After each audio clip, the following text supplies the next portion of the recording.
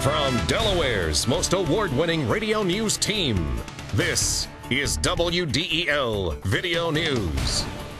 Here's Chris Carl. Among Delaware's top stories for Tuesday, October 9th, a serial rapist strikes again. Chrysler workers may go on strike. And are these little guys bugging you? Here are the details. State police say the man wanted for 5 sexual assaults in the past month most likely committed 3 additional attacks. This is a composite sketch of the suspect. State troopers are now linking the man to 3 older attacks on June 22nd, August 24th, and one sometime in mid-September. Just as in the 5 cases last week, the man offers a ride to women in the area of the Route 1340 corridor, then drove to the Glasgow area where he sexually assaulted the victims. The threat of a strike looms over contract negotiations between Chrysler and the United Auto Workers Union.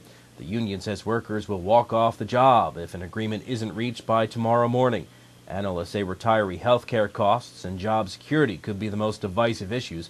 Chrysler says it's looking to cut costs, and analysts says the company isn't necessarily going to agree to the same concessions that GM agreed to in its talk with the union.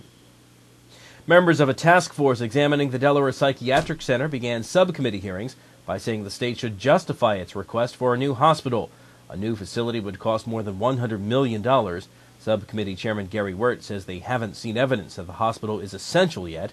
Wirt says he also wants DHSS to back up claims that a new facility could help reduce the DPC's operating costs. Coming up, a new tool to help police in Newark fight crime. WDEL News continues in a moment. Looking to gain an edge in the technology or design field? Wilmington College's Division of Information Technology and Advanced Communications offers state-of-the-art facilities equipped with the latest tools. Did you know that Wilmington College has been preparing students for careers in media arts and technology over the past 7 years? Enjoy hands-on experience and personal attention from instructors drawn straight from the industry.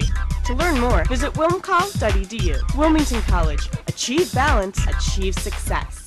Officials say a woman's body was found in the Lipsick River in Kent County yesterday. Paramedics were called to a dock in the National Wildlife Refuge of Bombay Hook near Smyrna. The body was discovered near the docks around 4 p.m. No other information available at this time. Newark City Council has approved a new video and audio enhancement system for use by police. WDEL's Erica Guidetti reports. The Newark City Council approved a contract to purchase and install a video and audio enhancement system for use by the Newark Police. Many local police departments, like the University of Delaware and the City of Wilmington, already use this technology to aid in their criminal investigation. Basically, it's equipment that processes any video that's taken from possibly at a store where a robbery happened, or any other types of audio that has been captured, so that it is easier to read, hear, see. It just makes it more usable for evidence in that crime. Ocean Systems of Burtonville, Maryland was awarded the contract to aid the Newark Police Department with their technology upgrade.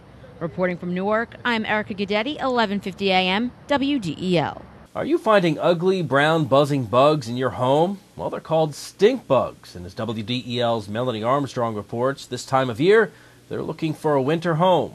They're just trying to find hiding places. They don't eat your house, they don't eat you. They're completely harmless. University of Delaware entomology professor Doug Tallamy says the only unpleasant thing about these shield-shaped bugs is the odor they give off if you bug them. Then they stink. They don't bite, and you don't need pesticide to get rid of them. If you leave them in your house, they will die. So just to help them out, I just pick them up and throw them out the window. Melanie Armstrong, 1150 AM, WDEL. UD slides in the polls. WDEL Sports and your Delaware AccuWeather forecast coming up. I'm Peter MacArthur. I'm Melanie Armstrong, and here are Delaware's top stories at the top of the hour. The most complete coverage of the news that matters in Delaware. Every weekday morning, 5:30 till 9 on 1150 AM WDEL. In WDEL Sports, Delaware's undefeated season is no more, and New Hampshire's recent dominance of the Hens continues. WDEL's Lee St. John has more with the Hens. Despite a record-setting day by quarterback Joe Flacco and 3 more touchdowns for running back Omar Cuff, the Blue Hens fell to CAA foe New Hampshire for the 3rd straight time Saturday, 35-30. Flacco completed 40 of 51 pass attempts for 419 yards, setting a new completion mark and tying a mark for attempts. It was the 11th straight time Flacco had passed for 200 yards or more in a game. Cuff upped his season mark to 21 TDs with 2 on the ground and 1 through the air, but his fumble in the third quarter, the only turnover of the day by either team, would ultimately be the difference maker in the Blue Hens' first loss of the season when the Wildcats turned it into a touchdown.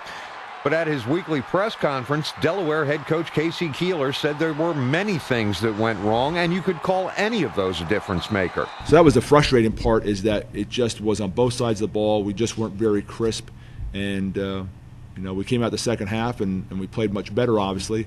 But at the same time, we had a couple oopses that we just couldn't afford to have when you were down 18 points. New Hampshire quarterback Ricky Santos left the game in the second quarter when he was tackled by Delaware defensive back Anthony Bratton and landed on his throwing shoulder.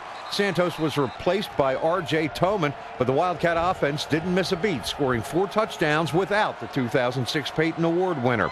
Next up for the Blue Hens, homecoming on Saturday, and the Northeastern Huskies, kickoff set for 12 noon at Delaware Stadium. Reporting from Newark, Lee St. John, 1150 AM, WDEL Sports. Wesley's 45-0 romp over Frostburg State last Saturday, the Wolverines' second straight shutout win, moved the team into the D3Football.com top 10. Wesley is number 10 this week. They'll travel to Newport News, Virginia Saturday to play the Apprentice School. You'll hear the game on WDEL. And Eagles running back Brian Westbrook and some other injured starters practiced yesterday for the first time since missing the Eagles' loss to New York 9 days ago. Westbrook was hurt in the win over Detroit September 23rd. He's been rehabbing an abdominal injury. Your WDEL Delaware AccuWeather forecast. One more day of summer. Sun and clouds. Chance of an afternoon shower or thunderstorm. High 86. Tonight mostly cloudy. Couple of showers or thunderstorms. Low 64. Then it starts to get cooler. Tomorrow cloudy. Maybe a shower to start. Sunshine then, but the high only reaching about 78 degrees. Get news updates throughout the day. Delaware's top stories at the top of the hour on 1150 AM, WDEL, or anytime right here at WDEL.com. I'm Chris Carl. Thanks for watching.